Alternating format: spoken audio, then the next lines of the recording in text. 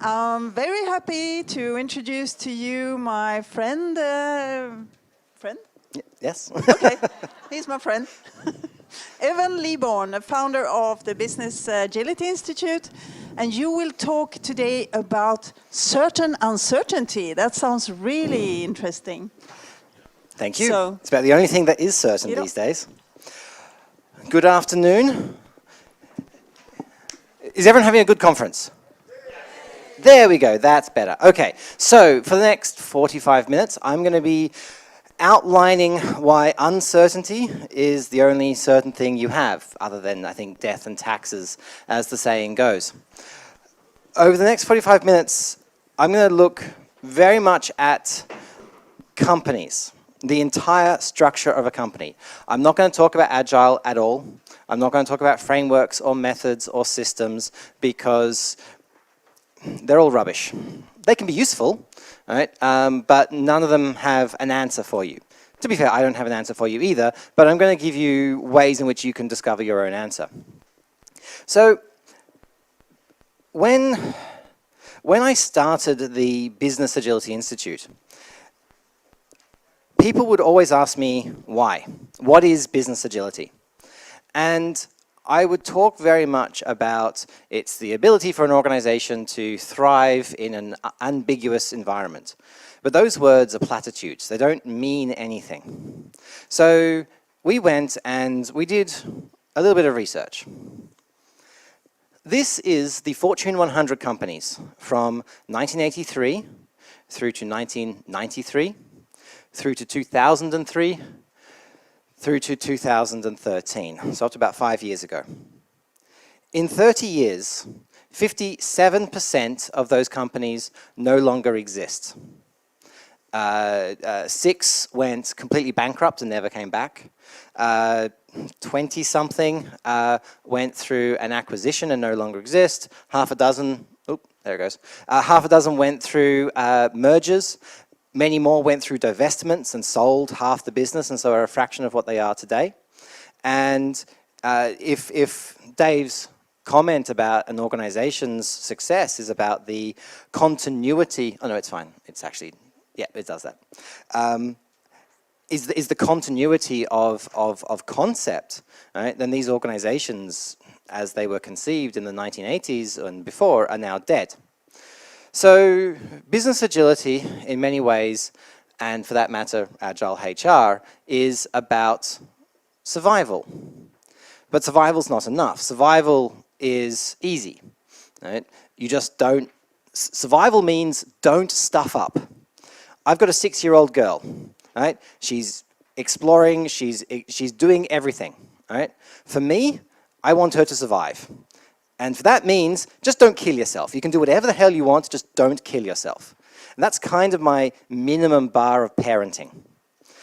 I like to go a bit further than that, though. I do like to actually parent, but at a minimum, just don't die. My daughter has a very weird sense of humor now, so I suspect that might be an Australian thing. So, about a year and a half ago, people kept asking us, okay, so if business agility is about survival, and it's about thriving in an uncertain environment, in an uncertain economy, how do I do business agility? Is there a framework for business agility? No. Bluntly, no there's not, and no there never can be. Right? A framework, by its very nature, is generic. It is a simplified set of practices and processes. Frameworks work for a process. The software development lifecycle process, the recruitment process. I can give you frameworks for any process because they are, in many ways, repeatable and non-complex. And if Dave's in the room, I apologize. I am going to use these words wrong.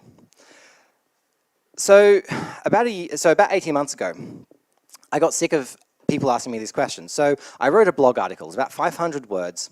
And it was just, this is what I thought made up business agility. All the different components. Not a model, not a framework, but just some ideas. And I wrote that overnight, and I happened to be going into surgery the following day. So I finished it up, I put it in a Google Doc, And I put on LinkedIn and said, hey, I've just written an article about what I think business agility looks like. If you have some comments, feel free to look at this Google Doc and make some comments. And yeah, I'll publish it tomorrow. What's the first thing you do when you get out of surgery? Check your email. So I came out 8 hours later, checked my email, and there were 60 people arguing in Google Doc comments around what is business agility. So what started as a 500-word blog post turned into a full-on community consultation around what does business agility mean. And this model was created out of that. I call this the don't forget model, as in, if you're going to transform your business, don't forget these things. They're not it's not instructive, it's not prescriptive. Nowhere in here will tell you how to do something. It just tells you what not to forget. The next element then. So I'm going to walk through this a little bit, but I just want you to remember that this exists. Because then we did something else.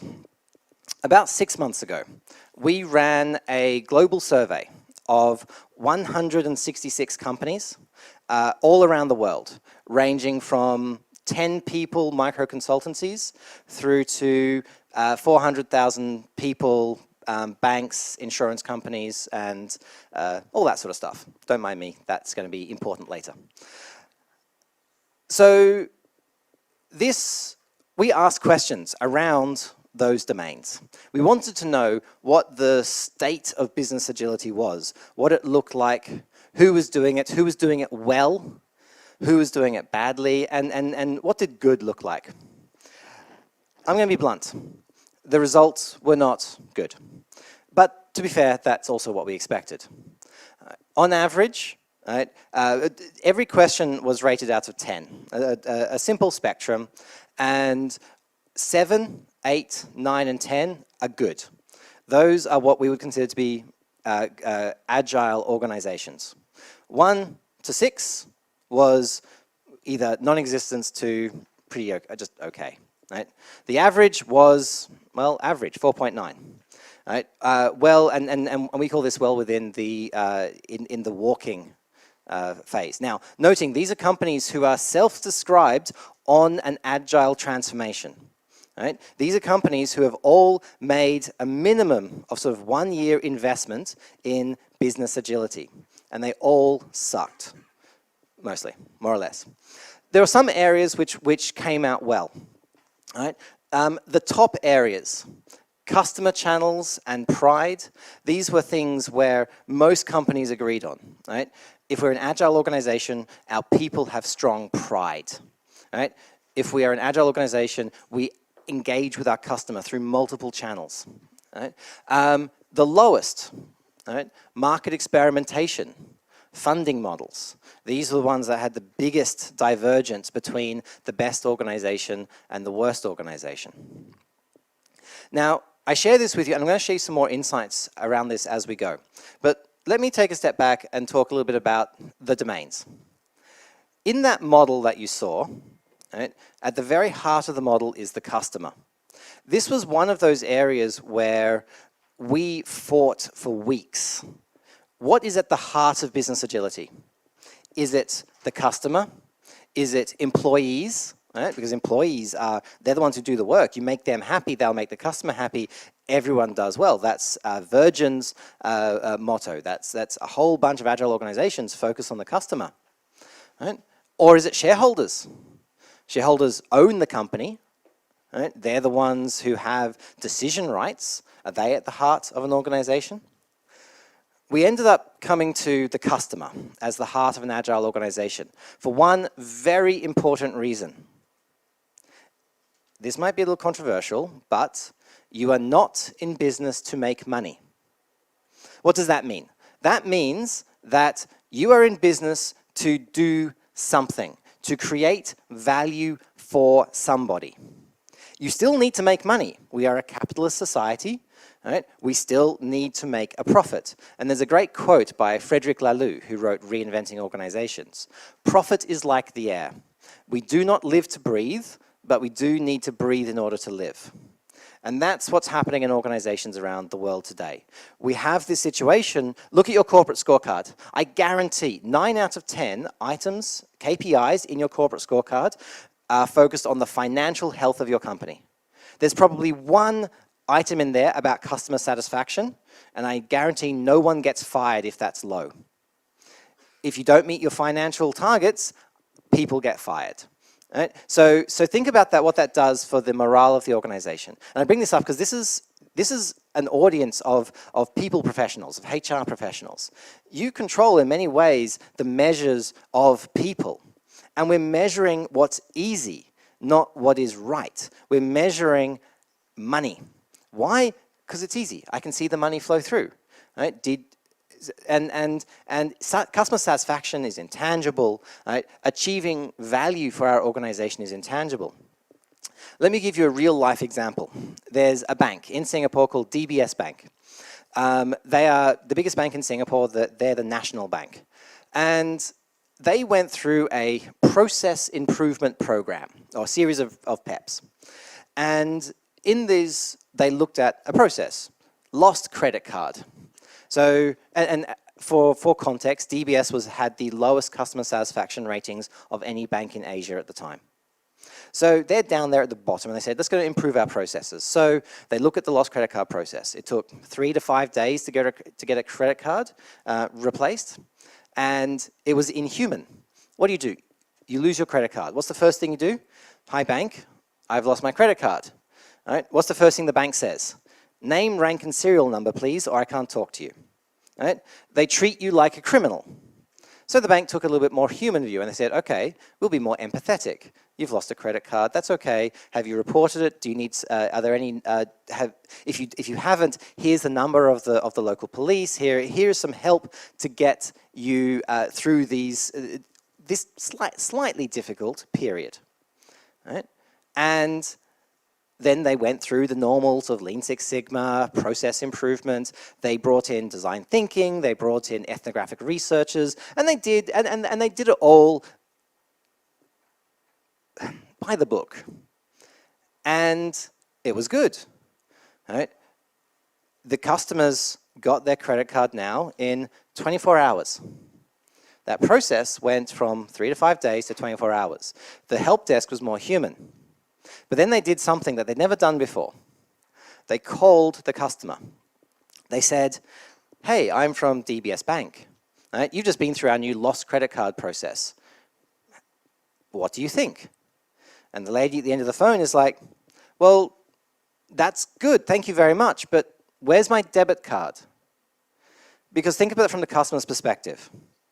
The customer didn't lose a credit card, they lost a wallet.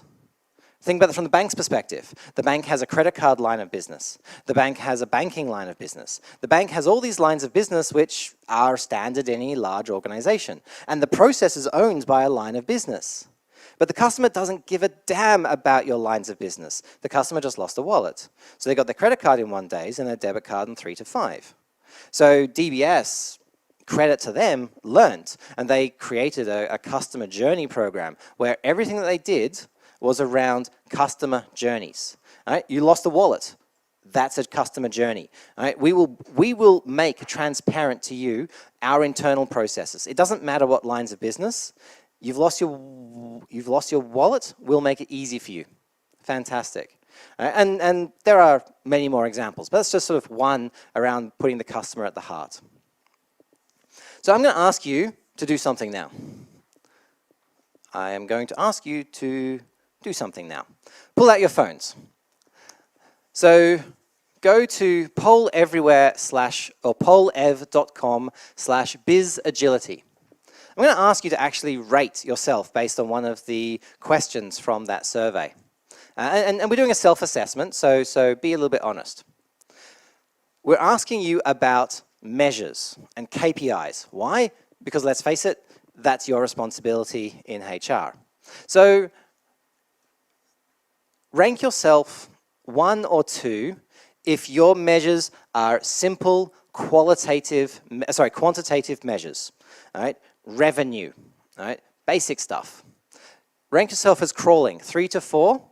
All right? If you've removed the vanity measures, if those measures that you have left are real, and that means if you change that measure, it makes a difference. Rank yourself 4 to 5, right? If you give your soft measures the same focus and attention as your hard measures, right? So staff satisfaction, employee retention. 7 or 8, if you start to measure a transformational, if you start to measure, if you're incentivizing people and measuring people to change and improve and to learn, and you're flying, you are a market leader around business agility, right? If your measures are aligned 100% to your customer. And this is something that we tried to do in a consultancy organization that I used to work for, where we tried to change the salespeople's measures. So instead of having sales targets, right, which actually they still had sales targets because we couldn't get rid of them, but we also said that here is your client's corporate scorecard, right? If you are going to be measured against their success on their corporate scorecard. So if you can sell something that will help them move their number, that's win-win. That's an agile organization. It didn't work, by the way. They rolled it back after a quarter, so take that with a grain of salt. There we go. That's about right. It's interesting to see how many people are in that middle there, but this is an agile conference, so that's not too surprising, I suppose. So let's think about the customer for a second. Why is the customer so important? Right? And it all comes down to trust. This is what we call a trust pyramid or a trust ladder. At the bottom, we have reference-based trust. Right? Let's say you need a carpenter, right, to redo your bathroom. You're going to renovate. Right? You don't know. You're not a carpenter. You don't know any carpenters. So what do? You go to Google. Or you ask a friend, Dom, can you recommend a carpenter? Thank you very much. And I now have a carpenter. But I don't trust that carpenter. I trust Dom. Or I trust Google. Right? Then we go next level. Right? The carpenter I meet, we sign a contract. Right? We agree for $10,000 you're going to do this for me. And I still don't trust you. I trust the contract. And here's the problem in most business, because we get to this level and we never go any further. So if you can only trust your customer as far as the contract with them or their contract with you, then, well, we have a problem. We can never actually truly have an agile relationship, have that engagement. And this, by the way, could also be an employee contract, right, from a HR perspective. Right? If I'm interviewing someone, I have reference. I don't trust the candidate. I trust the references that they have, or I trust the interviewers on the panel. When you join, I trust the employee contract, not the employee. And that's and this is part of the issues we have in many of these organizations, because employees feel that. They feel untrusted. But then we go to identification-based trust, and this is I trust you as a person. This is the only point where we can actually have agility. If I can trust an employee, or if my customer can trust me as a vendor, then we can actually have this conversation. Right? You did a great job of the bathroom, Shane. I need you to now come and do my kitchen. All right? Now, let's forget the contract. We can still have a contract, but the contract's now an enabler. I can ask the following question. You know what? I got about $5,000. What can you do for me? I can't ask that question if I don't trust the person, because I don't know they're going to rip me off. I don't know what the work is. There's a lot of things I don't know. So I can only have that agile, adaptable, dynamic conversation once I have a level of trust. Now, partnership level trust goes another level. My carpenter metaphor breaks down. You're not going to enter a joint venture with a carpenter. That's kind of ridiculous. But look at someone like Rolls-Royce. Rolls-Royce make aircraft engines, right? And when you lease one of their aircraft engines, you don't pay for the engine. You pay for every minute that engine is in the sky. And if the engine is on the ground, you don't pay a cent. Now think about that. That is win-win. Right? If the plane's in the sky, you're making money, Rolls-Royce is making money. If the plane is on the ground, nobody's making any money. Right? So that is a partnership level trust. Now, it takes a long time for organizations to get to that point. So let's go back very quickly to these domains. Right? We break this model into 3 dimensions: work, connections, and mindset. The work dimension consists of the ways of working, technical agility, process agility, and enterprise agility. Technical agility is the way of doing your work. Right? Now, if this was a software organization, I would say something like this is DevOps or XP. Right? But in HR, this is about how do you do your work on a day-to-day basis that enables ambiguity, that helps you deal with uncertainty, that allows you to continuously plan. Right? Going up, process agility. This is the entire value stream. Right? In HR, how agile is your recruitment process? How agile is your onboarding process? Process agility is that entire value stream that exists in that context. And the agility in that can, in many cases, be measured. We then have enterprise agility. Now, this is where I'm going to introduce you with a different idea. So there's a book called The Goal by Eli Goldratt. In this book, he talks about, it's mostly around lean and manufacturing, but he brings up this concept called the theory of constraints. Now, in the theory of constraints, we have if I'm building a car, the slowest part in that production line is the slowest part, is how fast I can build cars. And if the slowest part's attaching doors, I can only build cars as quickly as I can attach doors. Make sense? Yep. So, theory of I'll be arrogant for a moment. Evans' theory of agile constraints. An organization can only be as agile as its least agile division. Right? 30 years ago, it was probably software. It would take 3 to 5 years to bring a product to market. Right? Thank you, software crisis. Thank you, software engineering, for giving us all those practices. So we, as a counterpoint, right, there's the pushback saying we need more agility in this process. Not agile, agility. And so, simplistically, Agile is born. 1986, you've got Scrum, and so on and so forth. So, in that software domain, there is still a new constraint, because we are now able to create change every 2 weeks, but in software, you then have to deploy change. And 10 years ago, that became the constraining factor. We could make change every 2 weeks, but we still had to wait 3 months for a deployment window. So we invent DevOps, fantastic, but where is it today? All right. Amazon's statistic is I can deploy change every 11 point something seconds. I'm using Scrum, I can make change every 2 weeks, but I have an 18-month budget process. I have a 3-month recruitment process. How agile can I be? And the answer is 18-month agile, 3 months agile, not 11-second agile. Right? So this is enterprise agility, that concept of an organization as a complex adaptive system, as an ecosystem, an organic, growing, living, super complex network of stuff. And every single one of you plays a role in that, and every single one of you has influence in that system. We're not going to use the word system, in that environment. And hey, I learned something today. Don't call it a system. All right. So each one of you is a part of that. So that's enterprise agility. Is that agile? That's working. All the characteristics of iteration and ambiguity and so forth in an agile way. So let me ask you another question. And sorry, how much time do I have? That time is not on. I just realized that. Another 30 minutes. I got plenty of time. All right, lovely. Another question. So let's talk about now, think about your process. If you're in HR, this is your value stream. This is a recruitment value stream or an onboarding value stream. If you're in a leadership role, it might be, it doesn't really matter. But pick a value stream, a process. All right?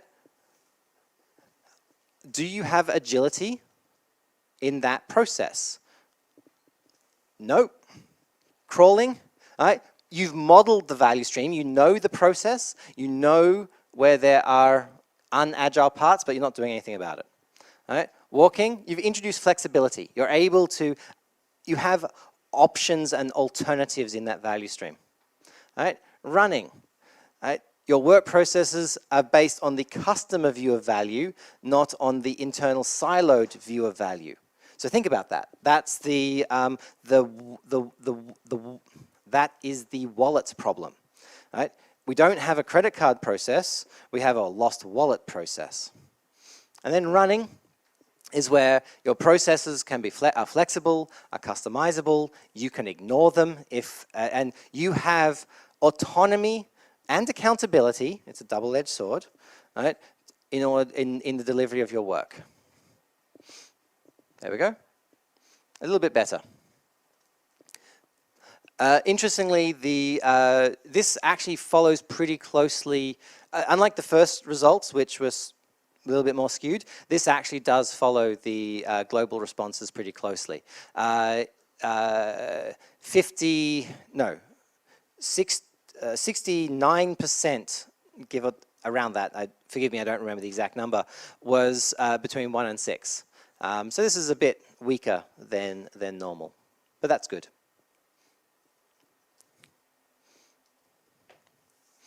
One of the other insights that we had from that report were your agility is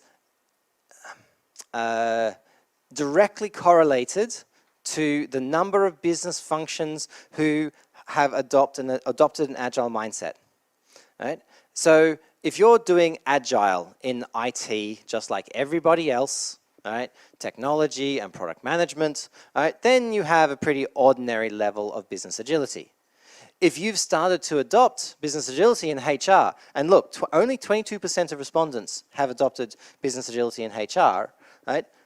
Finance and HR have the two, thank you, finance and HR have the two biggest positive impacts on business agility.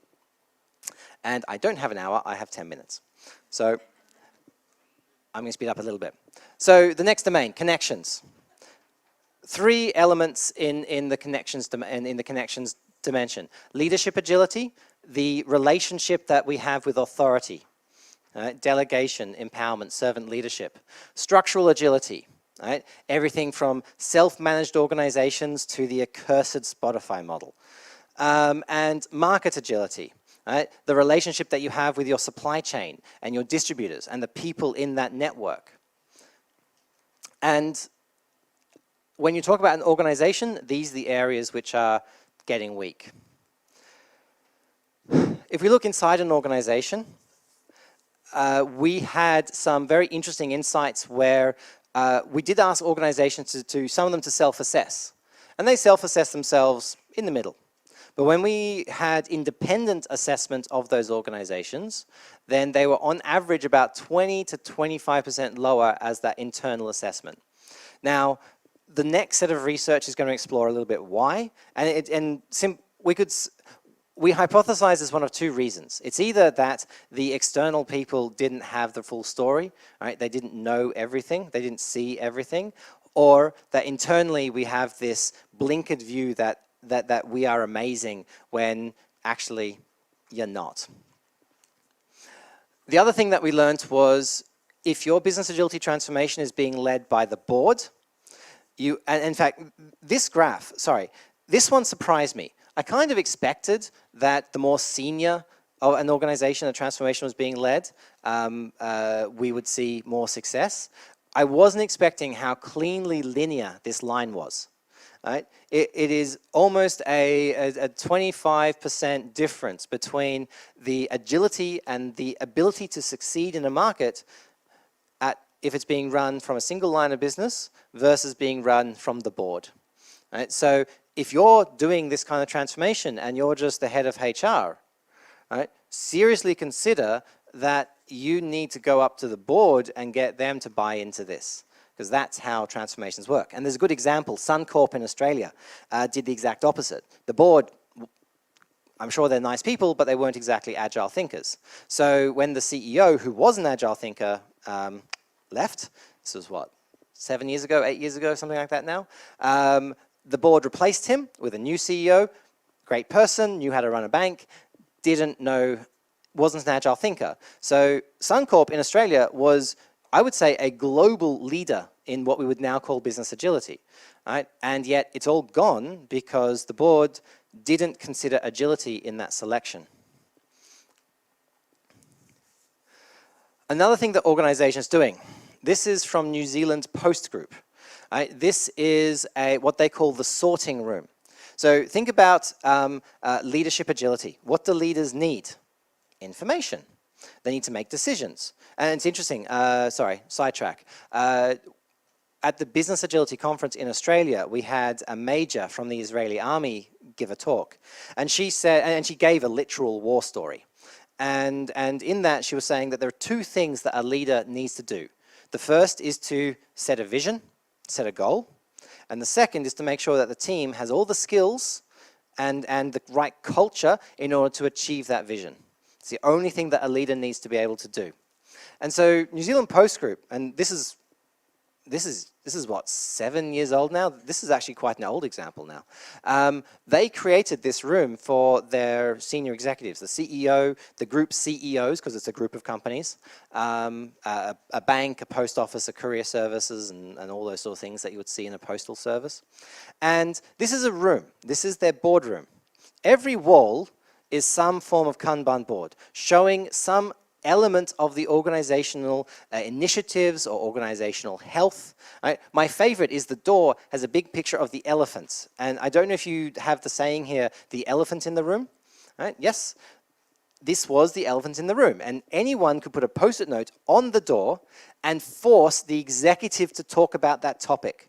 Right? The executive went from meeting once a month to meeting once a week. It went from 8-hour board meetings to 2-hour deep, like they just looked at what was important. And they did this because they could see at a glance everything around them. And the other great thing this organization did was they made that room open. Anybody could walk into that room and go, huh, that's what we're doing. Now, obviously some things were confidential, so you'd have Project Omega, rather we're about to lay off 1,500 people, because some things are confidential, right? But anyone could walk in and see what was going on. Right? And we're seeing these kind of rooms happening. DBS has something similar, which it's portable boards. Every exec has a portable board. Amex is doing it. Actually, Vistaprint, I think, is doing it, to be honest. I think there's an example from Vistaprint. The last dimension, the mindset dimension. A lot of arguments around this. Think of this as the organizational culture. There are 3 domains here. A learning mindset. This is a growth mindset. The ability for an organization, and this, by the way, is not the mindset of an individual, it's the mindset of the business, of the company, the aggregate culture of everyone who exists. So a growth mindset, one that enables experimentation, learning, failing fast. Right? A collaboration mindset, something, and this goes sort of hand in hand with structural agility, but it's, okay, here's a question. Who wants to break down the silos in their company? Rubbish! You cannot do that. All right? Absolutely ridiculous. All right? We are monkeys. We evolved from monkeys. Back here is a monkey brain. Actually, no, that's the lizard brain. The monkey brain somewhere here. It doesn't really matter. We have a monkey brain. In that monkey brain, what do? We form tribes, not Spotify tribes, actual tribes. All right? 150 people, Dunbar's number, wonderful thing. All right? These tribes happen. Us versus them. Literal thinkers versus emotional thinkers. We classify, we put ourselves in boxes. It's what we do. Our brains are coded to pattern match. It's literally how we survived, well, everything, right? Humans are one of the, no, I would probably go so far as to say, and I don't know if this is evolutionary theory correct, but we're probably the best pattern matchers on the planet. But that means we build tribes, we build silos, us versus them, brown versus white, male versus female, right? Liberal versus Labour, Democrats versus Republicans. It doesn't really matter what the tribe is, we form them. So a collaboration mindset is, well, actually no, let me take 2 things. So number 1, The whole point of structural agility is to build silos. Not to break them down, but to build them right. So that HR versus everybody else. No, right? That's how organizations are structured. There's this antagonism. Oh, HR won't let me do it, or we have to follow the HR processes, right? They're not saying HR's a partner. They're saying HR is them and we are us. Instead, what we do is we build organizations where a silo, the value stream and the flow is harmonious, where from idea to execution, right? From input to customer, right, is one team. And then we have another, and it might be by products.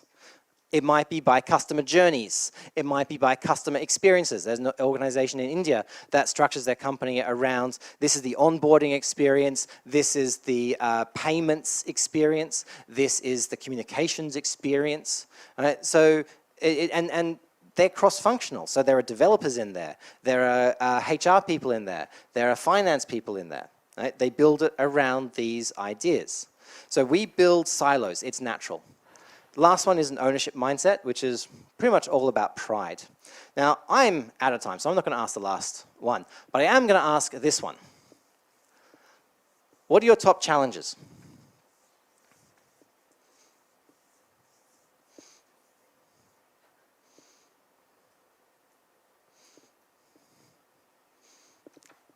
Deck. What's deck? Someone translate deck for me? No, deck is gone. Fixed mindset. Funding, finance. No one likes finance. Mindset. Fear. So I gave this talk at the APAC HR Forum a couple of months ago. And it's really interesting to see the answers from a HR context are actually very different from the global answers that we got. I've got leadership, mindset, fear. These answers are very, I don't want to say soft, right? But these are about the people side of the organization. The challenges that you're facing are people challenges. Okay? The top 3 challenges globally, number 1 was leadership by quite a large margin. Number 2 was organizational structure. The organizational structure didn't work. And number 3 was buy-in, right? A lack of buy-in across the organization.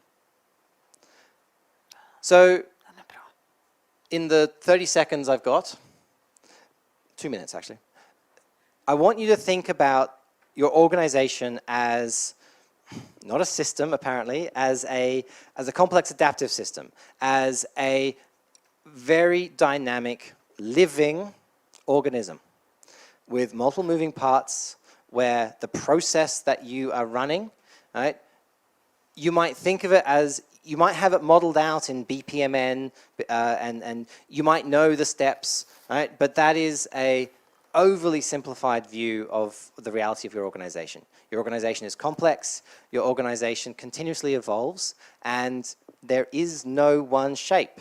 There is no framework for business agility, right?